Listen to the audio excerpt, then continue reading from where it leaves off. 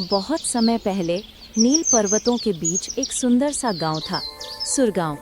वहां के लोग बहुत खुशहाल थे क्योंकि उनके ऊपर एक दयालु परी मायरा का साया था।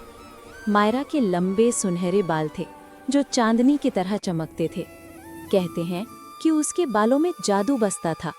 जहां वो अपने बालों को लहराती वहां फूल खिल उठते, बीमारियां मिट जाती और नदियां मीठे जल से भर जाती। मायरा हर रात आसमान से उतरकर गांव के लोगों की मदद करती, पर उसने एक बात हमेशा छिपा कर रखी थी। उसके जादुई बाल तभी तक शक्तिशाली थे जब तक वो सच्चे मन से दूसरों की भलाई करती। अगर कभी उसने स्वार्थ या घमंड किया तो उसके बालों का जादू खत्म हो जाता। एक दिन गांव में एक दुष्ट जादूगर आया जिसका नाम था रुद्रक। वो मायरा के जादुई बालों की शक्ति चाहता था ताकि वो पूरे राज्य पर राज कर सके। उसने गांव में झूठ फैलाया कि परी के बालों की वजह से बारिश नहीं हो रही और धीरे धीरे लोग उस पर शक करने लगे। मायरा को बहुत दुख हुआ, पर उसने सच्चाई बताने के बजाय चुप रहना ठीक समझा।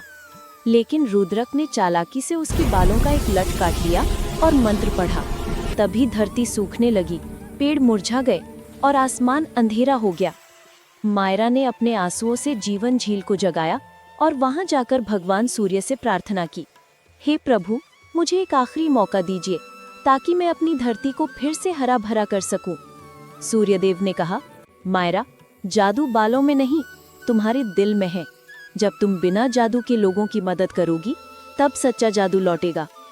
मायरा ने बिना किसी शक्ति के गांव की मदद शुरू की। उसने बच्चों को पढ़ाया, बीमारों की देखभाल की, पेड़ लगाए और लोगों के मन से डर मिटाया।